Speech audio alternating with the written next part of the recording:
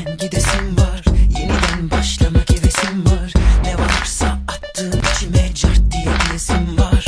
Katlanıyoruz herkes gibi malum. Açıklarımız kaçıklarımız var. Ama hem kel hem foto takımını hard diye yesim var. Çat diye çatlamak üzereyim. Neresinden tutup da düzeleyim. Ortağı olmuşum düzeneyim. Kendimi boğasım var. Çat diye çatlamak üzereyim. Neresinden tutup da düzeleyim. Ortağı olmuşum düzeneyim. Herkese ayasım var.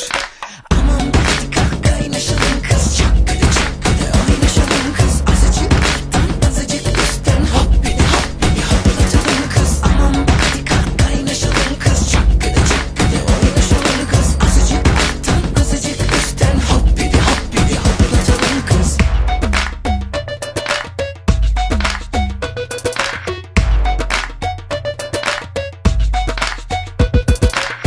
Bunlar benim fikrim mi? Kısa metraj filmim mi?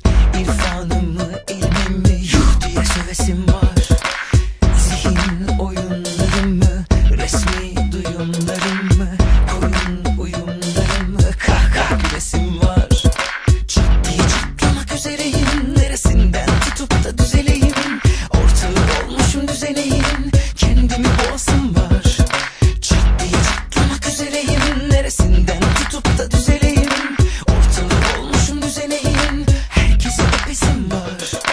Aman hadi kalk kaynaşalım kız. Çakkıdı çakkıdı oynaşalım kız. Azıcık alttan azıcık üstten hop beni hoplatalım kız. Aman hadi kalk kaynaşalım kız. Çakkıdı çakkıdı oynaşalım kız. Azıcık alttan azıcık üstten hop beni hoplatalım kız. Hiç umut yok mu? Her şey boş mu? Dünya alem dut gibi sarhoş mu? Aman hadi kalk kaynaşalım kız. Çakkıdı çakkıdı oynaşalım kız. Azıcık alttan azıcık üstten hop beni hoplatalım kız. Aman hadi kalk kaynaşalım kız. Çakkıdı çakkıdı oynaşalım kız. Azıcık alttan azıcık üstten hop beni hoplatalım kız. Diye çatlamak üzereyim. Neresinden tutup da düzeleyim. Ortağı olmuşum düzeneyim. Kendimi boğasım var.